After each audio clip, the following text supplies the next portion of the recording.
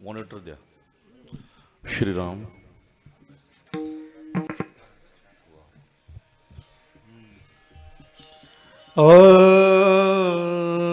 हरे राम. श्रीराम.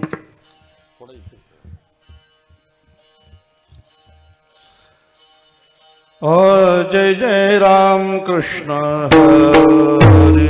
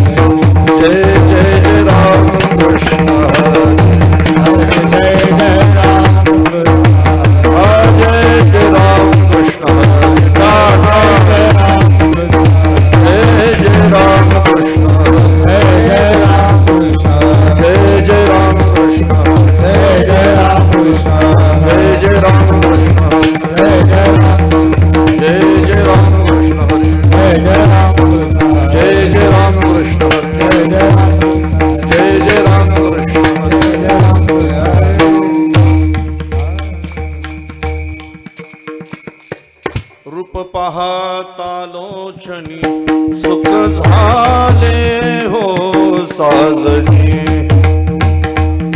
सुख झाले हो साजनी. रूप पाहता लोचनी सुख झाले हो साजनी. सुख झाले हो साजनी.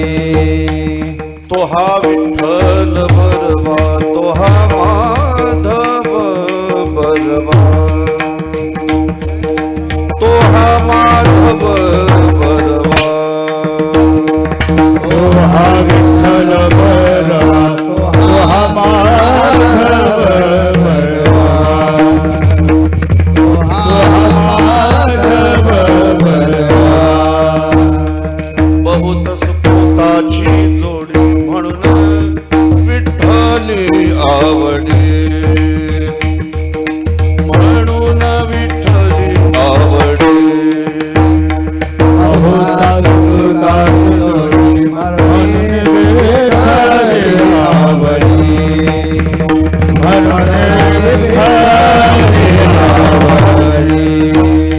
तो हा विठ्ठल बरवा, तो हा माधव बरवा,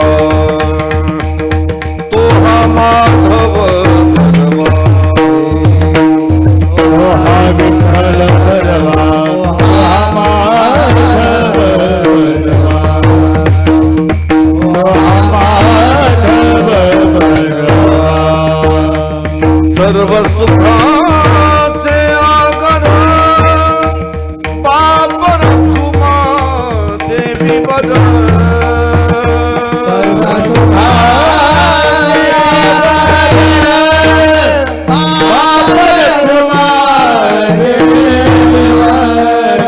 सर्व सुखाचे आगर पाप रखुमा देवी वर.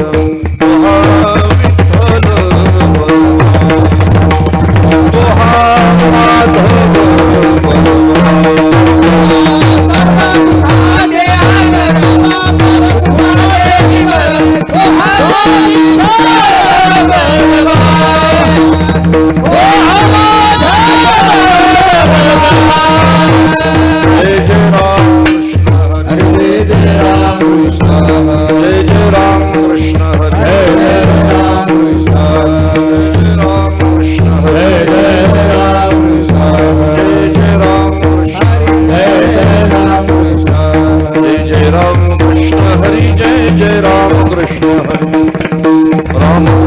हरी जय जय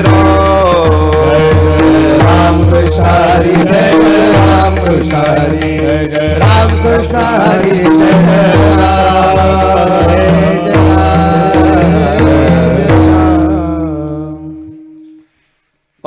उपजोनिया पुढती येऊ काला खाऊ दही भात काला खाऊ दही भात काला खाऊ दही भात उपजोनिया पुढती येऊ काला खाऊ दही भात काला खाऊ दही भात काला खाऊ दही भात वैकुंठी तो ऐसे नाही वैकुंठी तो ऐसे नाही वैकुंठी तो ऐसे नाही वैकुंठी तो ऐसे नाही वैकुंठी तो ऐसे नाही कवळ काही काल्याचे कवळ काही काल्याचे कवळ काही काल्याचे वैकुंठी तो ऐसे नाही कवळ काही काल्याचे कवळ काही काल्याचे कवळ काही काल्याचे एकमेका देऊ मुखे सुखे घालू हुंबरी सुखे घालू हुंबरी सुखे घालू हुंबरी एकमेका देऊ मुखे सुखे घालू हुंबरी सुखे घालू हुंबरी सुखे घालू हुंबरी वैकुंठी तो ऐसे नाही वैकुंठी तो ऐसे नाही वैकुंठी तो ऐसे नाही वैकुंठी तो ऐसे नाही वैकुंठी तो ऐसे नाही कवळ काही काल्याचे कवळ काही काल्याचे कवळ काही काल्याचे वैकुंठी तो ऐसे नाही कवळ काही काल्याचे कवळ काही काल्याचे कवळ काही काल्याचे तुका म्हणे वाळवंट परवे नीत उत्तम परवे नीत उत्तम परवे नीत उत्तम तुका म्हणे वाळवंट परवे नीत उत्तम परवे नीत उत्तम परवे नीत उत्तम वैकुंठी तो ऐसे नाही वैकुंठी तो ऐसे नाही वैकुंठी तो ऐसे नाही कवळ काही काल्याचे कवळ काही काल्याचे कवळ काही काल्याचे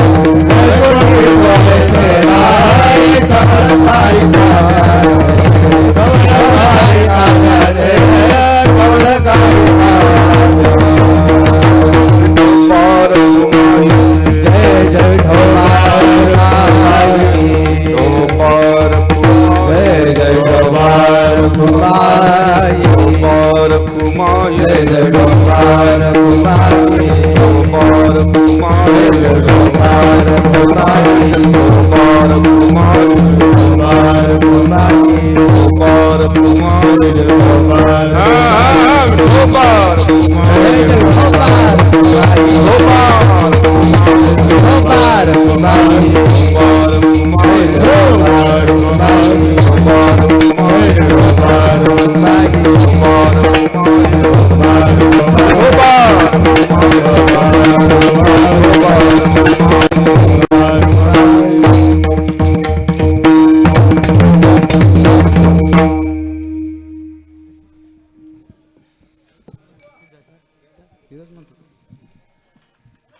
हॅलो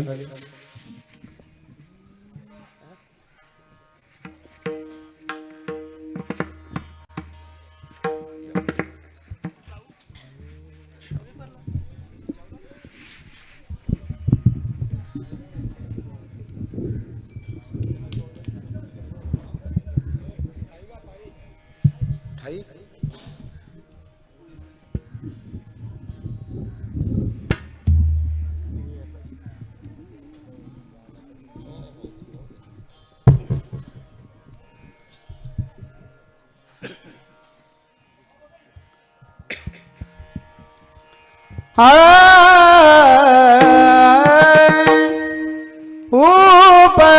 उपजोनी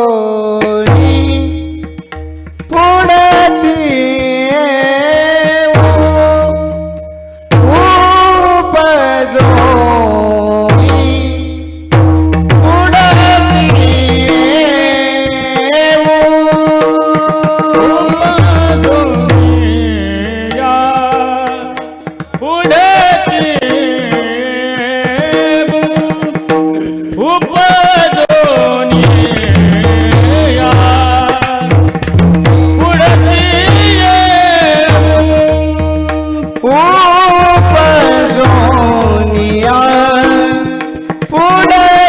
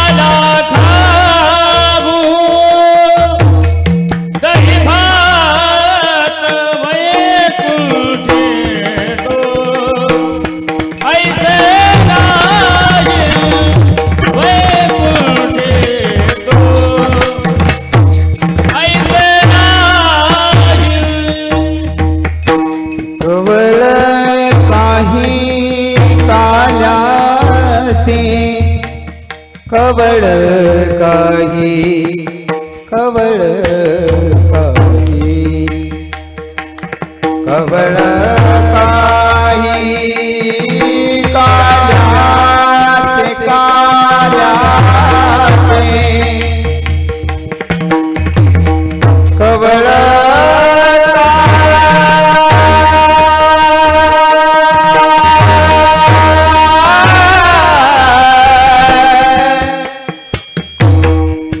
काल्याचे काल्याचे कबळ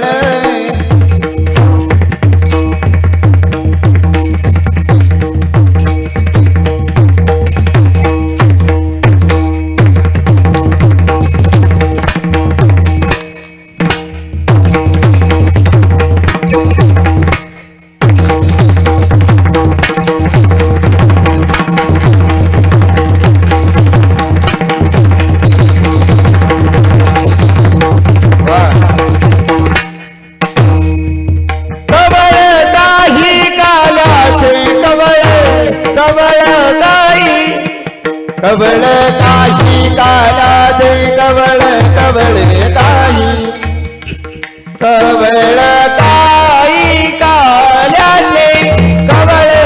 काही कबळ काही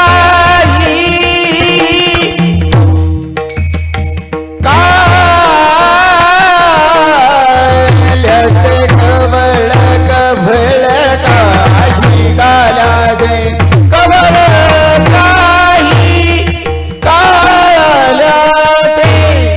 कबळ काही काल्याचे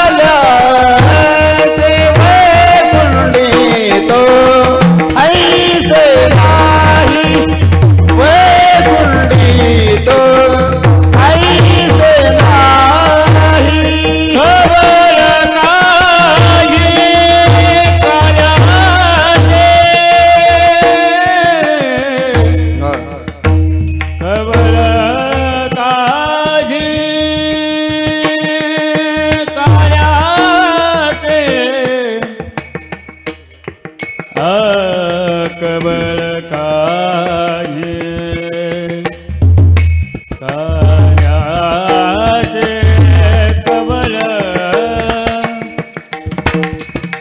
कबळ काही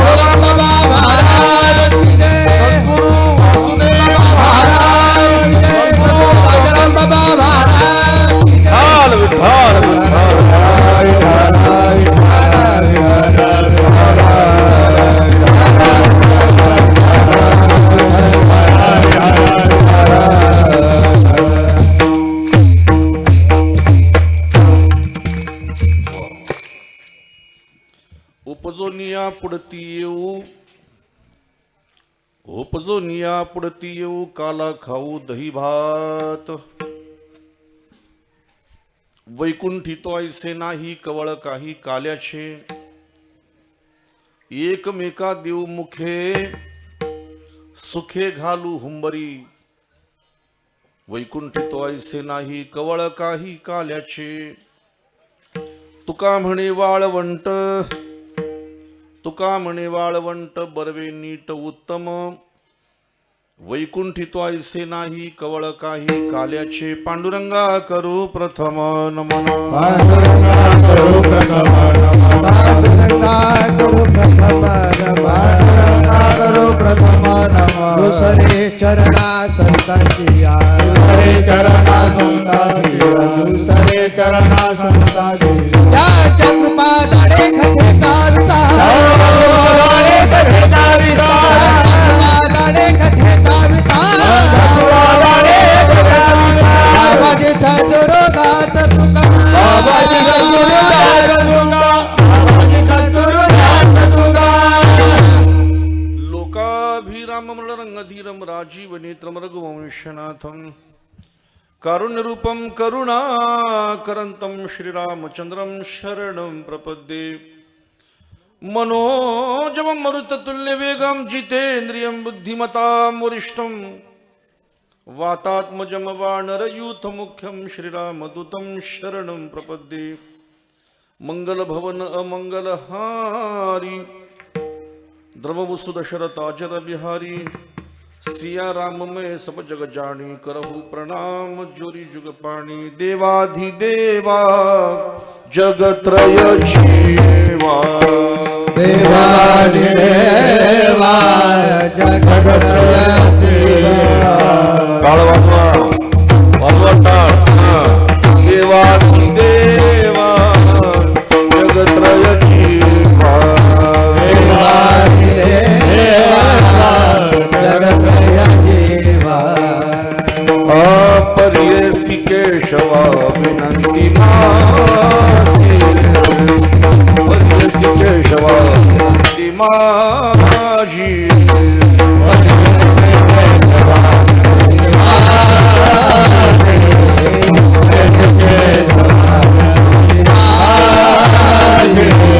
माझी वाणी तुझे वर्णी गुण नाम माझी वाणी तुझे वर्णी गुण नाम माझी वाणी तुझे वर्णी गुण नाम माझी वाणी तुझे वर्णी गुण नाम ऐसे देई प्रेम काही कळा ऐसे देई प्रेम काही कळा ऐसे देई देवा काही कळा ऐसे देई देवा काही कळा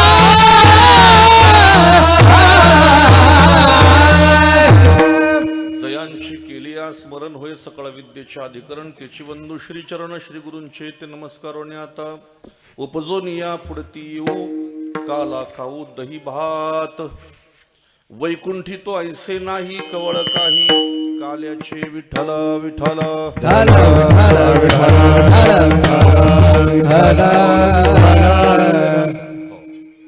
आजच्या या प्राप्त प्रसंगी कीर्तनरूपी सेवेकरिता निवडलेला अभंग या पवित्र महाराष्ट्रातील पवित्र देवनदी अमृत वाहिनी इंद्रायणीच्या तटावर असणारं श्री क्षेत्र देहू या देहू क्षेत्रातील महान संत प्रत्यक्ष वैराग्य मूर्ती महाविष्णूचे अवतार जगद्गुरु संत तुकोबारा यांचा चार चरणाचा काल्याच्या प्रकरणातील गोड अभंग सेवेकरता निवडलेला आहे.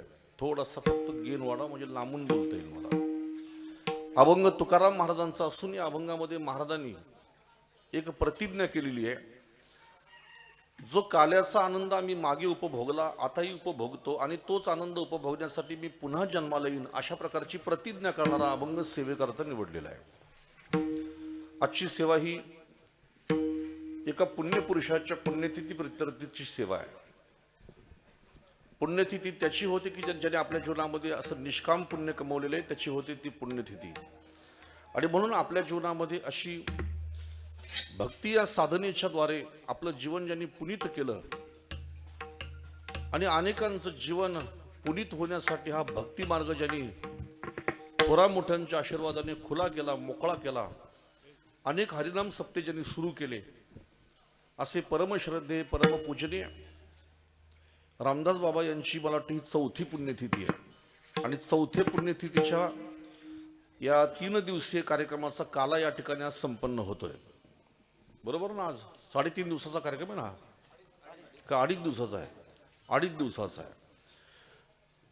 गेली 4 वर्षे या ठिकाणी सातत्याने माझ्याकडे कीर्तनाचा योग येतो. रामदास बाबांच्या बाबतीमध्ये बऱ्याच वेळेला आपण अनेक कीर्तनकारांच्या मुखातून श्रवण केलं असेल. माऊली श्री ज्ञानेश्वर महाराजांच्या भाषेत जर सांगायचं झालं तर अशी जी माणसं असतात, परमार्थ करणारी, परमार्थ जगणारी आणि परमार्थ इतरांना शिकवणारी, माऊली श्री ज्ञानोबाराय म्हणतात, जो आत्मानंदे तोषला, जो परमानंदे पोखला, तो स्थित प्रज्ञे भला ओळख तू. ते स्वतः आत्मानंद उपभोगत असतात, परमानंदामध्ये रममान असतात आणि तोच आत्मानंद इतरांना देण्यासाठी ते सतत प्रयत्नशील असतात. आणि म्हणून अशी जी पुण्यवान मंडळी आहेत यांचे समाजावर मोठे उपकार आहेत, समाजावर यांचं मोठं ऋण असतं. 9व्या अध्यायामध्ये माऊली श्री ज्ञानेश्वर महाराज अशा पुरुषांचं वर्णन करताना म्हणतात की जयाचे नाव तीर्थराव, दर्शने प्रशस्तीशी ठाव, जयाचे निसंगे ब्रह्मभाव भ्रांतीशी. पण या ओवीपेक्षा त्याच्या खाली एक ओवी आली ती अतिशय महत्वाची आहे. माऊली श्री ज्ञानोबा म्हणतात की अशा पुरुषांची, पुण्यवान पुरुषांची आपण नुसती आठवण जरी केली तरी आपल्याला पुण्य मिळतं. विपाय जरी आठवला चित्ता तरी दे आपुलीच योग्यता. माऊली श्री ज्ञानोबा म्हणतात तया ते आठविता लाभ आथी. म्हणून पुण्यतिथी ही पुण्यवान माणसांची करायची असते. मी असं म्हणत नाही की आई वडिलांची करू नये, म्हणून करायची आई वडिलांची, पण आपल्या आई वडिलांच्या ऋणातून उतराई होण्यासाठी वर्षातून केलं जातं, त्याला वर्षे श्राद्ध असं म्हणायचं. पुण्यतिथी म्हणायची त्याला कदाचित, ठीक आहे, परंतु ते वर्षे श्राद्ध आहे. ज्या लोकांनी आपल्या जीवनामध्ये निष्काम पुण्य कमवलेलं आहे अशा लोकांचं नुसतं भजन जरी केलं, स्मरण केलं, आठवण केली तर आपल्याला पुण्य मिळतं. अशा पुरुषांची होते ती पुण्यतिथी. विठ्ठल विठ्ठल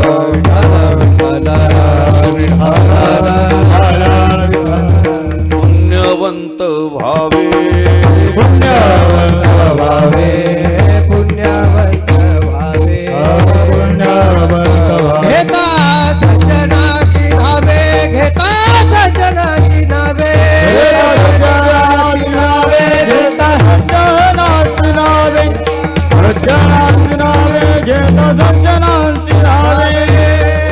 पुण्यवंत व्हावे, घेता सज्जनांची नावे. यांचं नाव जरी घेतलं तरी आपल्याला पुण्य मिळू शकतं. असे हे पुण्य पुरुष परमपूजनीय वामन बाबा महाराज, सावळाराम बाबा महाराज, आप्पा माऊली महाराज अशा थोरा मोठ्याने दाखवलेल्या मार्गाने स्वतः चालले आणि इतरांना त्या मार्गामध्ये लावण्यासाठी त्यांनी आतोनात प्रयत्न केले. असे परोपकारी, एखाद्या वृक्षासारखं ज्यांचं जीवन, एखाद्या नदीसारखं ज्यांचं जीवन, अशा प्रकारचे व्यापक अंतकरणाचे हे महात्मे. एक सुभाषितकार म्हटला, परोपकाराय फलानी वृक्षः, परोपकाराय दुभंती गावहा. गाय जशी परोपकारासाठी असते, झाड जसं परोपकारी असतं, नदी जशी परोपकारी आहे, तशी ही सज्जन माणसं परोपकारासाठी समाजामध्ये वावरत असतात. समाजावरती यांचे अत्यंत उपकार आहेत की ज्या उपकारातून आपण काही देणे उतराई होऊ शकत नाही. तुकोबाराय म्हणतात, काय द्यावे त्यांसी व्हावे उतराई, ठेविता हा पायी जीव थोडा. म्हणून आपण त्यांच्या ऋणातून काही केल्याने उतराई होऊ शकत नाही. असं ज्यांचं जीवन आहे, परोपकारी जीवन, असे रामदास बाबा यांची ही 4थी पुण्यतिथी आहे. बाबांचे सुपुत्र भानुदास महाराज, आणि या भानुदास महाराजांनी आपल्या वडिलांच्या पावलात पाऊल टाकून चालून, म्हणजे त्याच मार्गाने ते चालून आज ते सुद्धा मात्र तेच कार्य करतात. मी थोडंसं मोकळं बोलतो, वाईट वाटून घेऊ नका. बापाने कमवलेल्या संपत्तीसाठी मुलं भांडताना तुम्ही पाहिले असतील, पण बापाने केलेल्या परमार्थामध्ये सहभाग घेणारी किती मुलं असतात? नाही. आणि म्हणून कधी कधी मला असा प्रश्न पडतो की बापाने कमवलेली संपत्ती, प्रॉपर्टी जर मुलं वाटून घेत असतील, त्याच्यासाठी भांडत असतील, तर बापाने केलेल्या परमार्थाचा वारसा सुद्धा त्या पोरांनी पुढे चालवण्यासाठी भांडलं पाहिजे. मोठा म्हटला पाहिजे मी चालवीन, बारका म्हटला पाहिजे मी चालवीन, आणि दोघांनी मिळून म्हटलं पाहिजे आपण दोघं पण चालू. अशा प्रकारचा खऱ्या अर्थाने जर ज्या घरामध्ये असेल, हो, आपण समजावं खरोखर त्यांच्यावरती चांगल्या प्रकारचे संस्कार आहेत. भानुदास महाराजांनी खूप चांगलं काम केलं की आपल्या वडिलांचा वारसा त्यांनी पुढे चालू ठेवलेला आहे. या ठिकाणी 2.5 दिवशी हा ज्ञानयज्ञ संपन्न होतो आणि त्याची सांगता आज काल्याच्या कीर्तनाने होते. वारकरी संप्रदायातील कार्याची सांगता ही काल्याच्या कीर्तनाने केली जाते. कार्यक्रम 2.5 दिवसाचा असो, 3.5 दिवसाचा असो, 5 दिवसाचा असो, 7 दिवसाचा असो, 15 दिवसाचा असो, 1 महिन्याचा असो, 4 महिन्याचा असो, 6 महिन्याचा असो किंवा 1 वर्षाचा असो. आता काही म्हणतील आम्ही 2.5 दिवसाचे सप्ते पाहिले, 3.5 दिवसाचे पाहिले, 7 दिवसाचे पाहिले, पण तुम्ही भलतं बोलता पुढे 15 दिवसाचा सप्ताह असा कुठं असतो का? कुठं? तुम्हाला मी ठिकाण सांगतो, तिथं तुम्ही जाऊन बघा. 15 दिवसाचे सप्ते आहेत.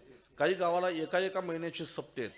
मुंबईला तुम्ही गेलात तर घाटकोपरला जवारभाई प्लॉट भटवाडीमध्ये तिथं 15 दिवसाचा सप्ताह आहे. मी तिथे 19 वर्ष झाली कीर्तनाची सेवा करतो.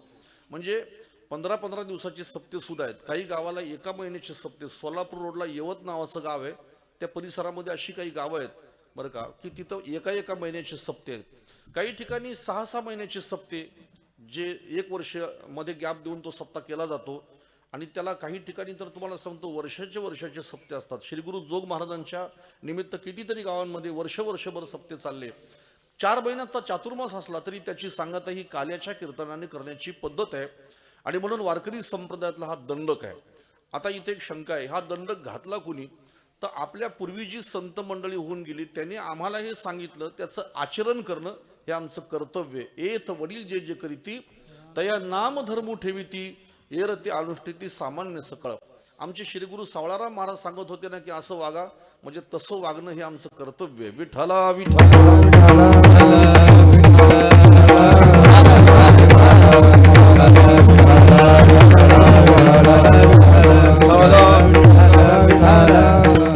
म्हणून ही वारकरी संप्रदायातील संतांची परंपरा आहे की सांगता काल्याच्या कीर्तनाने करावी. काल्याचं कीर्तन हे प्रसादाचं कीर्तन आहे, बोलू नका. काल्याचं कीर्तन हे फलश्रुतीचं कीर्तन आहे. जसं झाडाला फळ आलं की झाडाचं कर्तव्य संपलं, तसं भक्ती मार्गामध्ये काला ही अवस्था प्राप्त झाली की मग कर्तव्य संपलं. काला ही फलश्रुती आहे, काला ही अवस्था आहे. मी बऱ्याच वेळेला सांगतो की काल्याचं कीर्तन शेवटीच का, तर भक्ती मार्गातली शेवटची अवस्था काला आहे. बघा, एक अक्षर बदललं की अर्थ बदलतो. विठ्ठला विठ्ठला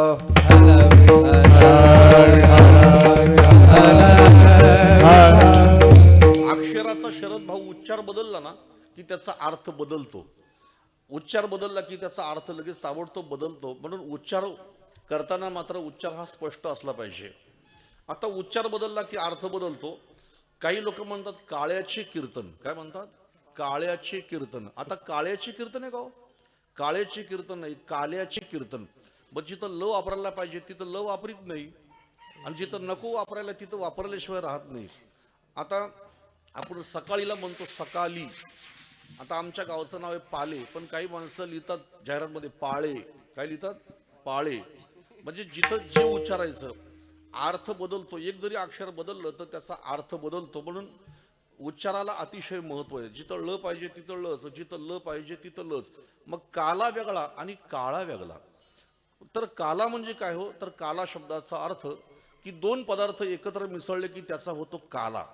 ज्याला वेगळं करता येत नाही त्याला म्हणायचं काला. 2 पदार्थाचं ऐक्यकरण म्हणजे काला आहे. मग आता या वारकरी संप्रदायामध्ये असं नेमकं काल्याला का महत्व आहे? तर त्याचं कारण आहे, काला झाला की नाही की भेद संपतो. म्हणजे 2 पदार्थ बंद ठेवा मोबाईल जरा. काला झाला की नाही मग भेद संपतो. जिथं भेद संपतो तिथंच काला होऊ शकतो. विठ्ठला विठ्ठला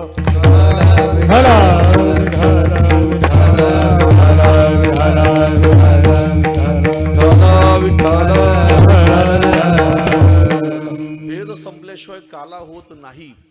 2 पदार्थाचं ऐक्य झालं की त्या दोघांमधला भेद संपतो. 2 पदार्थ एकत्र होतात, मग त्याला लोक म्हणतात काला. तसं वारकरी संप्रदायाला भेद मान्य नाही. वारकरी संप्रदायाला यत्किंचित देखील भेद मान्य नाही. ध्यान देऊन ऐका, पुन्हा पुन्हा या शब्दावरती मी जोर देतो. वारकरी संप्रदायाला बिलकुल भेद मान्य नाही. कदाचित आमच्या कीर्तनकारांना बुवा लोकांना असेल, तो भाग वेगळा आहे, पण वारकरी संप्रदायाला भेद मान्य नाही. वारकरी संप्रदायाने शरद भाऊ विटाळ म्हटलंय भेदाला. भेदा भेद भ्रम अमंग, भेदा भेद भ्रम विष्णुमय जग वैष्णवांतर, विष्णुमय जग वैष्णवांतर, विष्णुमय जग वैष्णवांत भेदा भेद भ्रमा भेदा भेद भेदा भेद भ्रम अमंगळ. वारकरी संप्रदायाने भेदाला अमंगळ म्हटलंय. अमंगळ, अमंगळ म्हणजे विटाळ. एखाद्या गोष्टीला आपण बघितलं की आंघोळ करतो, मग समजायचं आपल्याला अमंगळ झालंय म्हणून. तसं भेद वारकरी संप्रदायाला मान्य नाही, म्हणून वारकरी संप्रदायाला काला मान्य आहे. दुसरी गोष्ट अशी आहे की भक्तीचा आनंद भोगण्यासाठी भलेही वारकरी संप्रदाय देवाला म्हणतो का मी भक्त तू देव आयुष्य करी, म्हणजे इथं द्वैताची मागणी केली. पण खरं वारकरी संप्रदायाला अद्वैत मान्य आहे. उपजोनी करंटा नेणे अद्वैत वाटा, रामकृष्ण पैठा कैसी होय. म्हणून काला ही फलश्रुती आहे. काला म्हणजे प्रसाद आहे. आता मला तुम्ही सांगा, ज्या अर्थी काल्याची अपेक्षा स्वर्गातील देव करतात, म्हणजे काला काही सामान्य आहे का हो? कळलं ना तुम्हाला मी काय बोललो? शब्दाकडे लक्ष द्या. वस्तूची अपेक्षा करणारा वर्ग कोण आहे? वस्तूची अपेक्षा करणारा वर्ग कोण आहे त्याच्यावरून ठरतं त्या ती वस्तू किती महत्वाची येते बरं का. आता मधल्या काळामध्ये आपले अनंत भाऊ गेले, हे गेसरचे आमचे मित्र खूप जवळचे. शरद भाऊंना माहिती आहे की ते जायच्या काळामध्ये आठवडाभर सतत आमच्या संपर्कात होते, सकाळ संध्याकाळ. ज्या दिवशी गेले त्या दिवशी पण सकाळी 7 वाजता त्यांचा फोन आला होता आणि संध्याकाळी 4 वाजता ते गेले. विषय कीर्तनामध्ये आवर्जून मी याच्याकरता काढला की अनंत बुवा एक गोष्ट त्यांची मी चांगल्या प्रकारे ऐकली. ते म्हटले महाराज की आपली अपेक्षा ज्या अर्थी पांढरपेशी माणसं करतात याचाच अर्थ आमचं गायन चांगलं आहे. बघा, ज्या अर्थी आमचे कार्यक्रम एखाद्या हॉलमध्ये होतात, एखाद्या नाट्यगृहामध्ये होतात, एखाद्या मोठ्या समाजामध्ये होतात की जिथं मोठे मोठे गायक बसलेत ऐकायला, वाडकर साहेब बसलेले आहेत किंवा अनुराधा पोडवाला बसलेले आहेत, श्रीधर फडके बसलेले आहेत, असे मोठे मोठे लोक आमच्या समोर बसलेले आहेत आणि आम्ही त्यांच्या समोर गातोय, म्हणजे नक्कीच आमचं गायन चांगलं आहे असा आम्हाला आत्मविश्वास आहे. आपण स्वतःला खऱ्या अर्थाने आत्मविश्वास असावा की आपण जे करतो ते चांगलं आहे म्हणून. या ठिकाणी काल्याची अपेक्षा कोण करतो तर काल्याची अपेक्षा करणारे स्वर्गातील देव आहेत. इंद्र काल्याची अपेक्षा करतो, म्हणजे काला काही सामान्य नाही. हो, मला सांगा तुम्ही की अमृत प्राशन करणारा इंद्र, अमृत जसं आपण सकाळी उठून चहा पितो, आता लोकांनी मोठी गंमतच केली, चहाच्या दुकानाला माणसानं नाव दिलं अमृत तुल्य चहा म्हणून. काय अमृत तुल्य चहा म्हटलं, कधी तुम्ही घेतली का कधी चव अमृताची? म्हणजे घेतली का कोणी कधी चव? पण नाही, माणसं त्या चहाला माणसं अमृत म्हणतात, अमृत तुल्य चहा म्हणून. तर स्वर्गातील इंद्र हा अमृत प्राशन करतो, ज्याच्याकडे महासिद्धीची भांडारं भरलेली आहेत, ज्याच्याकडे कल्पतरूच्या बागा आहेत, जो ऐरावत हत्तीवर बसतो असा देवांचा राजा इंद्र, ज्याचं आयुष्य 1 मन्वंतर आहे. मग एवढा मोठा इंद्र काल्याची अपेक्षा करतो, म्हणजे काला काही सामान्य आहे का? विठ्ठला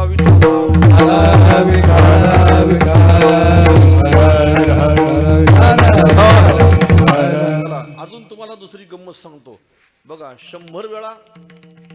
100 वेळा ब्राह्मणाच्या कुळात जन्माला यायचं आणि 100 वेळा ब्राह्मणाच्या कुळात जन्माला येऊन ब्रह्मकर्म करायचं. असं ज्या वेळेला घडतं ना तर तो ब्रह्मदेव होतो की 101 जन्मा जन्मोनी ब्रह्मकर्मा करीतोची ब्रह्मा आननो हे. बघा, 100 वेळा ब्राह्मणाच्या घरात जन्म मिळावा योगायोगाने आणि 100 वेळा ब्राह्मणाच्या घरात जन्म मिळून 100 वेळा ब्रह्मकर्म घडावे आपल्याकडून, असं जेव्हा घडतं तेव्हा तो ब्रह्मदेव होतो असं ज्ञानेश्वर महाराज म्हणतात. मग आता योगायोगाने 100 वेळा ब्राह्मणाच्या घरात जन्म मिळाला पण आणि 100 वेळा त्याच्याकडून ब्रह्मकर्म घडले पण, आणि तो ब्रह्मदेव स्वर्गामध्ये आपल्या सत्यलोकामध्ये निवास करतो. आणि तो ब्रह्मदेव जो आहे त्याचं आयुष्य 2 परार्ध आहे. मग आता 2 परार्ध आयुष्य असलेला ब्रह्मदेव 100 वेळा ब्रह्मकर्म करणारा, आणि तो जर काल्याची अपेक्षा करतो, म्हणजे काला काही सामान्य आहे का? म्हणजे या काल्याची अपेक्षा कोण करतो याच्यावरून काल्याचं महत्व किती असेल हे तुमच्या लक्षात येईल. आणि म्हणून काला म्हणजे काय? मग इंद्राने अपेक्षा केली काय? दही लाह्या खायची अपेक्षा केली. ब्रह्मदेवाने अपेक्षा केली लाह्या आणि दही खाण्याची अपेक्षा केली? नाही नाही नाही. तर त्यांनी ज्या काल्याची अपेक्षा केली तो काला वेगळा आहे. म्हणजे ते म्हटले माणसाच्या जन्माला ही लोक गेली आणि माणसाच्या जन्माला येऊन आम्हाला जे नाही मिळालं ते यांना मिळालं, म्हणून आपण असं करू, जाऊन तो काला सेवन करू. मग काला म्हणजे काय? तर काला शब्दाचा अर्थ आहे जीव ब्रह्म ऐक्य. जीव ब्रह्म ऐक्य, जीवाचा जीवपणा संपून तो जीव ब्रह्मदशेवरती आरूढ झाला की त्याला म्हणायचं काला. तुका म्हणे काला तुका म्हणे काला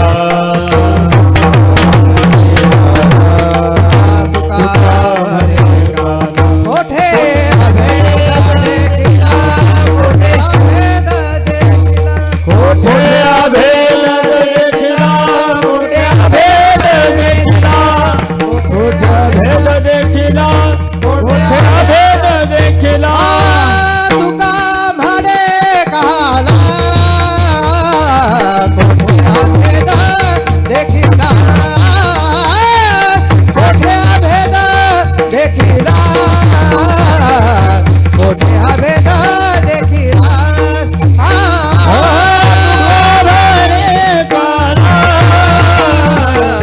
मोठे अभेद देखिला मोठे अभेद देखिला मोठे अभेद देखिला तुका म्हणे काला कोठे अभेद देखिला. अभेद जीव ब्रह्म्याचं ऐक्य म्हणजे काला आहे. काला एक प्रकारची अवस्था आहे, काला एक स्थिती आहे.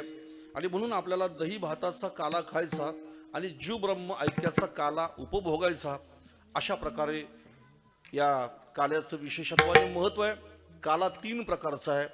एक काला आहे दही भाताचा, दुसरा काला आहे हरिनामाचा आणि तिसऱ्या प्रकारचा काला आहे जीव ब्रह्म ऐक्याचा काला आहे. म्हणून आपण सर्वांनी दही भात खायचा, हरिनामाचा काला करायचा आणि जीव ब्रह्म ऐक्याच्या काल्यापर्यंत आपण सर्वांनी पोचायचं आहे. अशा प्रकारे हा काला जो आहे वारकरी संप्रदायाने या काल्याला विशेष अनन्यसाधारण महत्त्व दिलेलं आहे. हो, इतर संप्रदायामध्ये काला नाही, वारकरी संप्रदायामध्ये काला आहे. मी तुम्हाला एक शंका विचारतो, त्या शंकेचं आपण सर्वांनी उत्तर मला द्या. मला सांगा, काल्याची सुरुवात कुठून झाली? म्हणजे कुणी केली काल्याची सुरुवात? कुणी केली? बोला बोला जरा, बरं वाटेल जरा. बरं, काल्याची सुरुवात कुणी केली? म्हणजे मला हे म्हणायचं, काला पहिल्यांदा कुणी केला? काल्याचा संस्थापक कोण? कोण? हा, माणसांचा स्वभाव असा आहे ना, नको ते प्रश्नाचे उत्तर बरोबर देतील. बरं का, त्या दिवशी एका कीर्तनकारांच्या घड्याळाला काटे किती, लगे लोक म्हटले 3. बरं का, टीव्हीला कुठली सिरियल चालू आहे, लगे पटकन सांगितलं आमचं, लगेच नाव आमच्या हिरोचं नाव काय, लगेच सांगितलं. हे असे प्रश्न विचारतो तुम्हाला की हे आपल्या जीवनामध्ये अतिशय उपयुक्त असलेले प्रश्न आहेत. काल्याची सुरुवात कुणी केली? लवकर बोला. भगवान कृष्णाने केली. बरं, भगवान कृष्णाने काला कुणाबरोबर केला? गोपाळांच्या बरोबर केला. बरं, गोपाळांच्या बरोबर केला, पण तो काला नेमका केला कुठं? कुठं? वाळवंटात केला. बरं, कुठल्या वाळवंटात केला? आळंदीच्या, पंढरपूरच्या, कुठल्या केला? कुठल्या? कुठं केला? लवकर बोला, पटापटा लवकर. यमुनेच्या वाळवंटात केला. आता यमुना नदी जी आहे, ती यमुना नदी आता भरपूरच लांब आहे, पण त्या यमुनेच्या कुठल्या वाळवंटात केला? कुठल्या गावाला केला?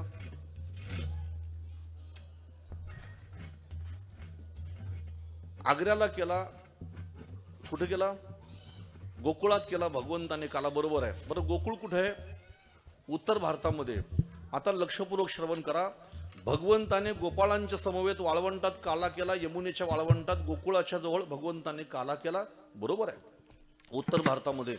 पण आज जर तुम्ही उत्तर भारतामध्ये गेलात ना, तर त्या उत्तर भारतामध्ये काल्याची परंपरा बघायला सुद्धा मिळत नाही. म्हणजे तिथं काला पाहायला सुद्धा मिळत नाही आणि तिथं काला खायला सुद्धा मिळत नाही.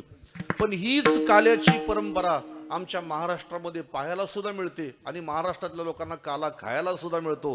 हीच काल्याची परंपरा जी उत्तर भारतामध्ये भगवंतांनी यमुनेच्या काठावरती काला केला, तोच काला आमच्या संतांनी पंढरपूरच्या वाळवंटामध्ये केला. माझा ज्ञान राजा गोपाळाशी लाह्या वाटी, माझा ज्ञान राजा गोपाळाशी लाह्या वाटी, माझा ज्ञान राजा गोपाळाशी लाह्या वाटी, माझा ज्ञान राजा गोपाळाशी लाह्या वाटी. नामदेव कीर्तन करी पुढे देवनाचे पांडुरंग, नामदेव कीर्तन करी पुढे देवनाचे पांडुरंग, नामदेव कीर्तन करी पुढे देवनाचे पांडुरंग, नामदेव कीर्तन करी पुढे देवनाचे पांडुरंग. एकच टाळी झाली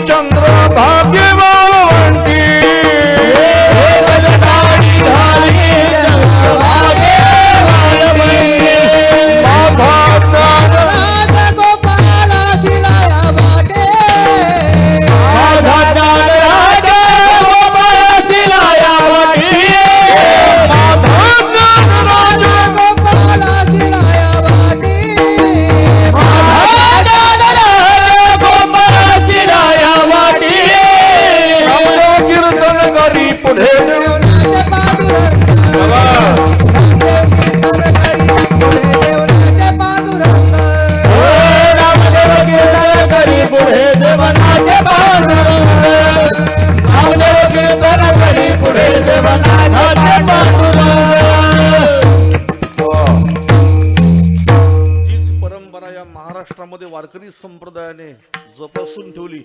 आज वारकरी संप्रदायामध्ये काला आहे, इतर ठिकाणी काला नाही. म्हणून या ठिकाणी आज काल्याचं कीर्तन आहे आणि काल्याच्या कीर्तनाचा विषय असतो आपल्या सर्वांना माहिती आहे. इतर कीर्तनामध्ये कीर्तनकाराला मर्यादा आहे आणि काल्याच्या दिवशी विशेष मर्यादा आहे. इतर दिवशीच्या कीर्तनामध्ये कीर्तनकार बांधलेला आहे, पण आज मात्र तो करकसून बांधलेला आहे. विठ्ठल विठ्ठल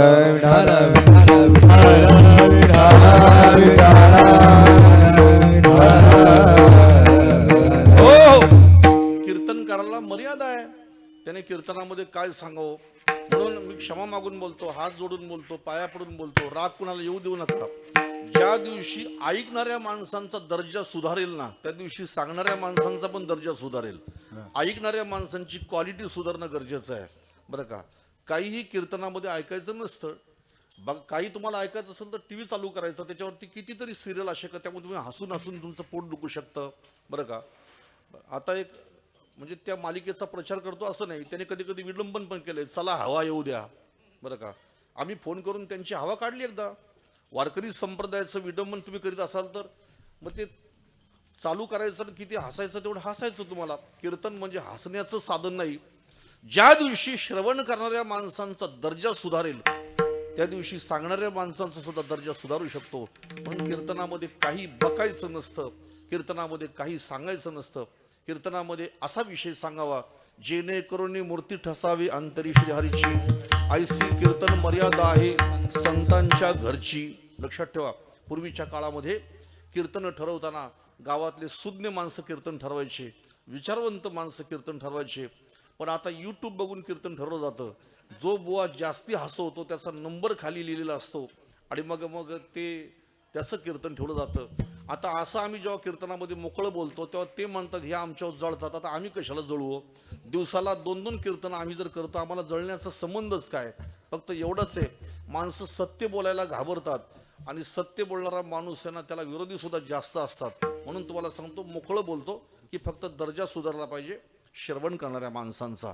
असो, काल्याच्या कीर्तनातला विषय आहे की काल्याच्या कीर्तनामध्ये भगवंताचे गुणानुवाद गावे, भगवंताचं चरित्र वर्णन करावं. देवाचे तर अनंत अवतार आहेत, अनंत अवताराच्या भगवंताच्या अनंत कथा आहेत. मग आता काल्याच्या दिवशी जर चरित्र उच्चारायचं झालं तर कोणतं उच्चारायचं? तर काल्याच्या दिवशी भगवान श्रीकृष्ण परमात्म्याच्या चरित्राचं वर्णन करावा. कारण भगवान श्रीकृष्ण परमात्मा हा पूर्णत्तम आहे, जीव अपूर्ण आहे. भगवान कृष्ण हा परिपूर्णतम आहे. जसं नद्या अपूर्ण असतात आणि समुद्र परिपूर्ण असतो, तसं भगवान श्रीकृष्ण परमात्मा परिपूर्णतम आहे. अपूर्ण असणाऱ्या जीवाने परिपूर्णतम असणाऱ्या श्री भगवान कृष्णाच्या चरित्राचा उच्चार केला तर तो जीव जीव राहत नाही, असं वर्णन तुकाराम महाराज सांगतात की तो जीव भवसागरातून तरुण जाऊन त्या जीवाचं कल्याण होतं. म्हणून चरित्र ते उच्चारावे, चरित्र ते उच्चारावे, चरित्र ते उच्चारावे, देव केले गोकुळी, देव केले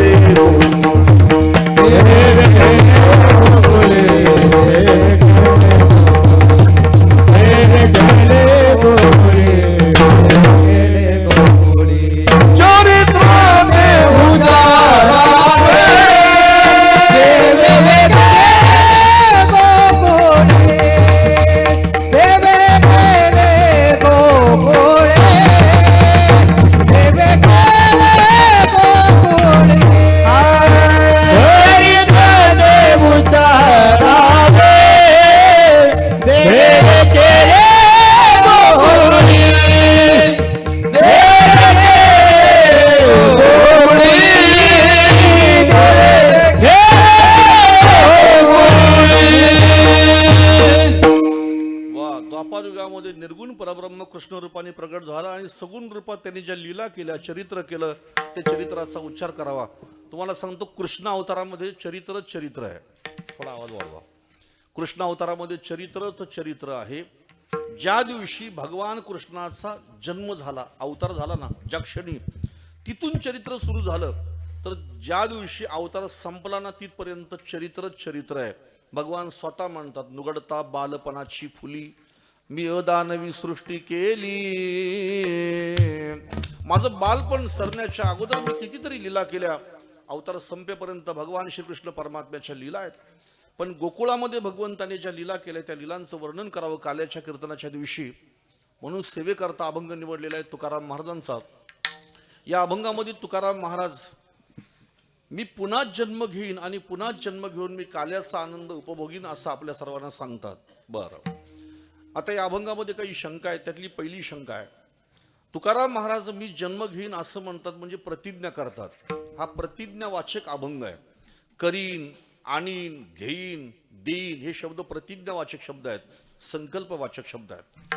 मग तुकाराम महाराज जर म्हणतात मी जन्म घेईन, मग इथं पहिला प्रश्न असा आहे की महाराज आम्हाला थोडीशी तुम्हाला शंका विचारायची, प्रश्न विचारायचा आहे. तो प्रश्न असा आहे, तुम्ही जन्म घेईन म्हणता, प्रतिज्ञा करता, पण आमच्या समोर कितीतरी लोकांनी प्रतिज्ञा केल्या पण त्यांच्या प्रतिज्ञा काही पूर्ण झाल्या नाही.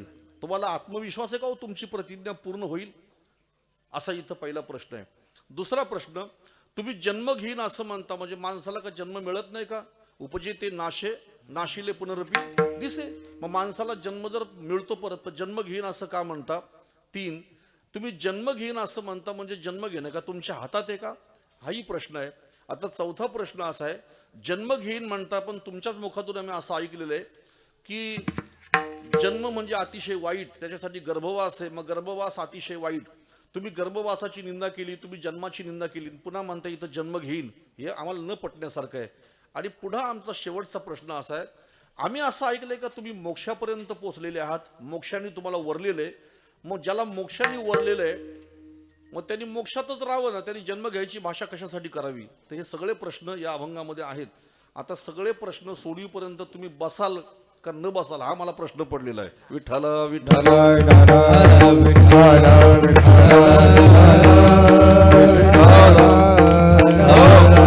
ऐका, मग महाराज जन्म घेईन म्हणतात, ही प्रतिज्ञा करतात.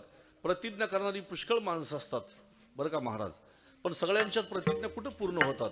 काही म्हणतात ना, एवढं वर्ष गेलं का पुढच्या वर्षी मी घराचं काम नक्की करीन, एवढं वर्ष गेलं का पुढच्या वर्षी मी नक्की गाडी घेईन, एवढं वर्ष गेलं का पुढच्या वर्षी मी मस्तपैकी पोराचं लग्न थाटामाटात करीन.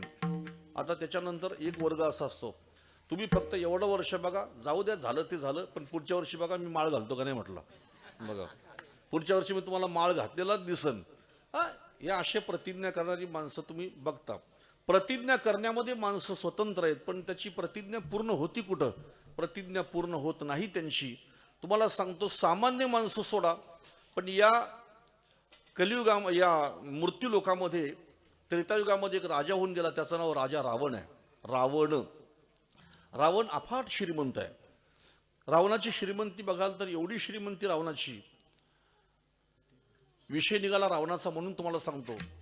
अलीकडच्या काळामध्ये सत्य न स्वीकारता असत्याला जगासमोर मांडण्याचा खूप लोकांनी प्रयत्न केलेला आहे. माझ्या शब्दाकडे लक्ष द्या.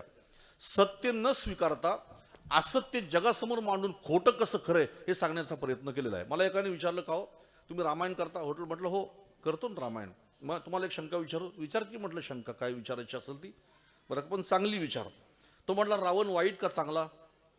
म्हटलं तुला काय म्हणायचं ते तुझं मत सांग, मग नंतर मी माझं मत मांडतो. तो म्हटला माझ्या मते रावण अतिशय चांगला होता. मी म्हटलं बरोबर आहे. कसा काय चांगला होता? तो म्हटला सीता माता रावणाच्या लंकेमध्ये 6 महिने राहिल्या, 6 महिने, पण तो रावण एवढा चांगला होता की त्याने सीता मातेला स्पर्श सुद्धा नाही केला अंगाला. म्हणजे तो चांगला आहे की नाही? त्याचं बोलणं अतिशय वाखाणण्यासारखं आहे. पण रावणाने सीता मातेच्या अंगाला हात लावला नाही म्हणून तो चांगला, असं जर तो म्हणत असेल तर त्याच्यावरती वाल्मिकी रामायणामध्ये वाल्मिकजी सांगतात का त्यांनी सीता मातेच्या अंगाला स्पर्श का नाही केला? कारण कुबेराच्या सुनेचं अपहरण करून तिच्यावरती अत्याचार केल्यानंतर कुबेराच्या सुनेने सांगितलं, याच्यानंतर कुठल्याही परस्त्रीवरती अत्याचार करशील ना, तुझ्या डोक्याचे तुकडे तुकडे होतील आणि तू मरून जाशील, असा त्याला शाप दिला होता. म्हणून तो अंगाला हात लावायला घाबरत होता. हेही लोकांना कळलं पाहिजे. विठ्ठल विठ्ठल विठ्ठल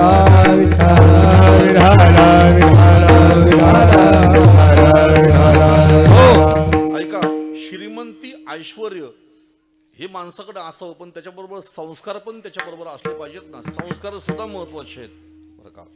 तसं रावणाचा चांगलेपणा तुलसीदासांनी मांडलेला आहे. त्याला वाईट नाही म्हटले तुलसीदास, चांगलेपणा मांडलेला आहे. रावण विचार करतो की ज्या अर्थी खरदूषणाला मारलं, त्रिशराला मारली, असं मारली आणि दोघा बंधूने, आणि माझ्याशी वैर करण्याची हिंमत आतापर्यंत कुणामध्ये नव्हती. माझ्या बहिणीचं नाक कान कापलं. हे कोण असतील असा विचार त्यांनी केला. डोळे मिटले आणि विचार करतो तो, कदाचित भगवंत तर अवतार नसतील आले ना, असा तो विचार करतो. याच्यावरती गोस्वामी तुलसीदास लिहितात, होई भजन तामस देहा, मी राक्षसाच्या योनीत जन्माला आलेलो आहे, माझ्याकडून भजन पूजन काही घडत नाही. आणि मग कदाचित आपण असं केलं तर, आपण त्याच्याशी वैर केलं तर, आणि वैर करून त्याच्या हातून जर आपण मारलो गेलो तर आपल्याला मोक्ष निश्चितपणे मिळू शकतो. बघा, रावणाचा विषय काढल्या काढल्या फुगा फुटला. विठ्ठल विठ्ठल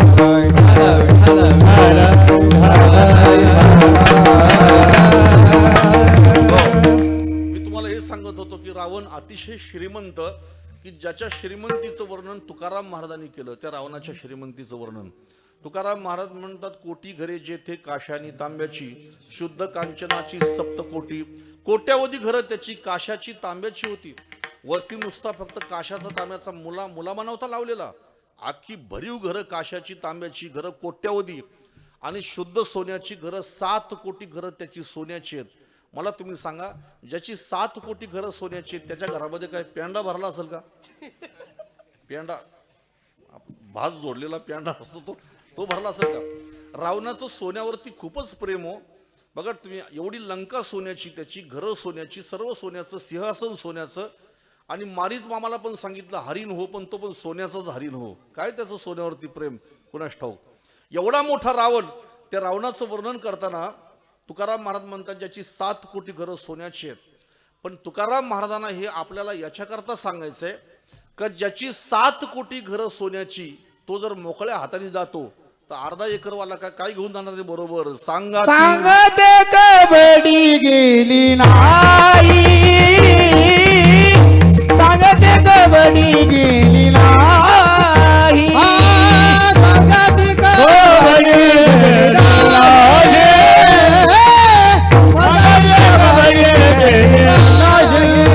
तुका म्हणे ज्याची संपदा एवढी, तुका म्हणे ज्याची संपदा एवढी, तुका म्हणे ज्याची संपदा एवढी, तुका म्हणे ज्याची संपदा एवढी, सांगते कबड्डी आहे, सांगते कबड्डी गेली नाही, सांगते कबड्डी गेली नाही, सांगते कबड्डी गेली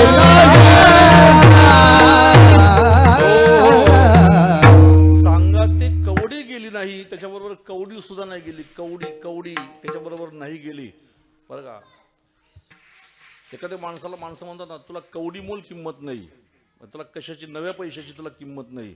मग तो एक नवा पैसा बरोबर घेऊन जाऊ शकत नाही, कवडी घेऊन जाऊ शकत नाही. 7 कोटी घरं सोन्याची, तर आपण तरी काय देणार आहे? हे आपल्याला कळण्यासाठी त्याने रावणाचं वर्णन केलंय. एवढा श्रीमंत रावण, तुम्हाला गंमत म्हणून सांगत नाही. कधी जर समजा रावणाने जर समजा इलेक्शनसाठी जर फॉर्म भरला असता निवडणुकीसाठी, तर त्याला बॅनर बिनर लावायची काही गरजच नव्हती त्याला. बरं, त्याचा स्वतःचाच मतदारसंघ एवढा मोठा होता.